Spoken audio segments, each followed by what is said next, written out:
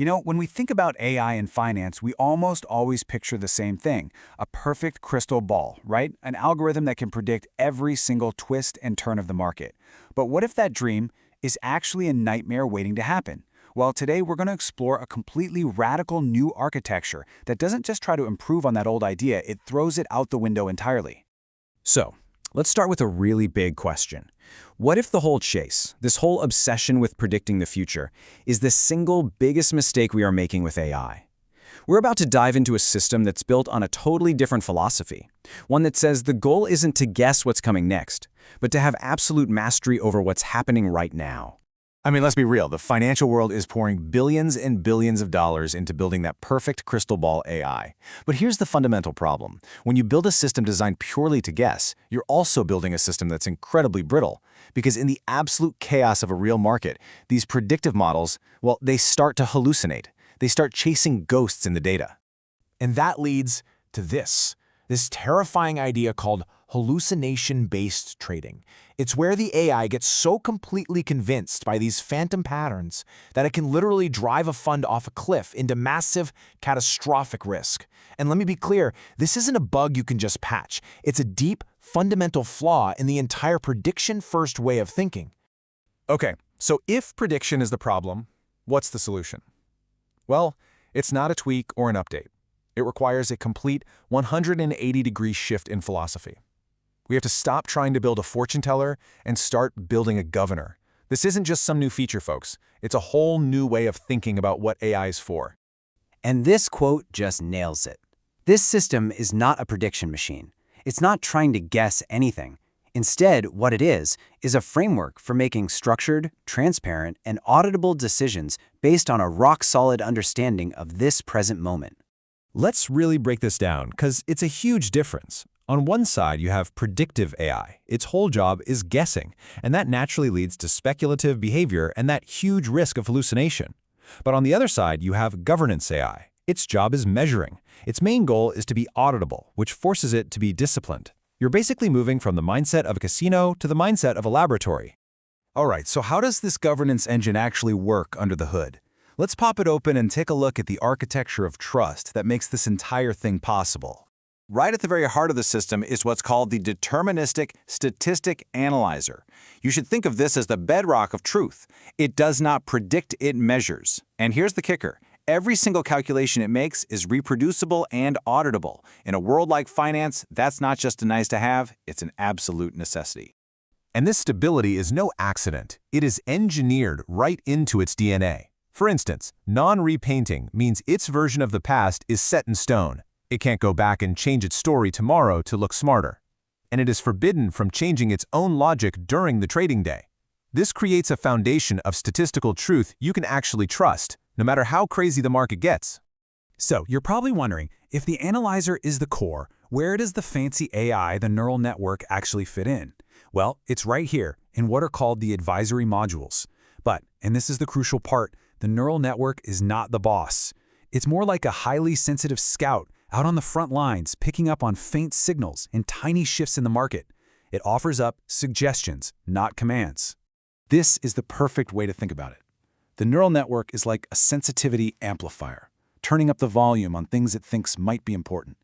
But the analyzer, that's the statistical brake system. It's a beautiful push and pull, isn't it? The NN might get all excited, screaming, "Hey, look at this new pattern!" But if the analyzer's hard data says that pattern has a terrible win rate, it slams on the brakes. That is the core mechanism that prevents those catastrophic hallucinations. Now, we all know markets have different moods, right? They can be calm one day and completely chaotic the next. That's where the Market Context Protocol, or MCP, comes in.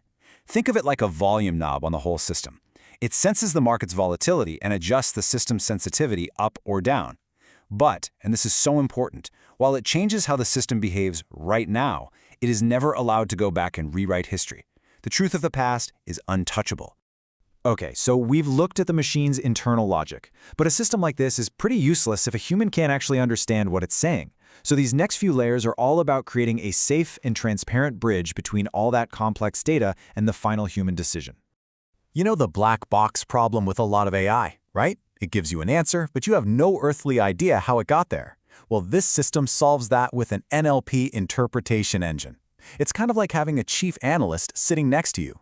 It takes the analyzer's raw data and translates it into plain English, explaining the why behind the numbers, but crucially, without adding any of its own opinions or bias. It just turns pure data into a clear story. And that brings us to the screen, the human-machine interface. In this system, the interface is not just there to look pretty, it's a serious tool for cognitive risk control. Its number one job isn't aesthetics, it's to protect the human trader from their own worst instincts. We're talking about fear, greed, all of it. Here's a perfect real-world example. Imagine the system flags a strong bear state. Your gut, your instinct is screaming at you, go short, now! But the interface immediately puts the hard data right in your face. Historically, this strong bear signal only wins about 16% of the time. Meanwhile, the calmer, regular bear state has a 70% win rate. That one piece of data is an incredibly powerful psychological brake that can stop an emotional, high-risk trade dead in its tracks. So we have the core analyzer, we have the neural network scout, the MCP adapter, and the human interface. But the real magic, the secret sauce, is how they are all integrated. This is not just a collection of different parts. It's a symphony where every single component has a very specific and, more importantly, a very limited role to play. And the integrity of this whole symphony depends on the governed API ecosystem. The best way to think about this is like a one-way street for data. It's a firewall that lets the neural network get information from the analyzer, but it absolutely prevents it from feeding its own speculative ideas back into the analyzer and corrupting that core statistical truth. It's the ultimate safeguard that stops the system from fooling itself. So let's put it all together. Here's the entire workflow, this symphony of bounded authorities. It all starts with a suggestion from the neural net. The MCP then adds the market context. Then, the statistical analyzer validates it against hard, cold data. The governed API ensures data integrity. The NLP engine explains it all in plain English. And finally, the HMI provides a behavioral interface for the human. See, no single part has total control. It's a beautiful cascade of checks and balances. So, the big question. This all sounds amazing in theory, but does it actually work in the wild?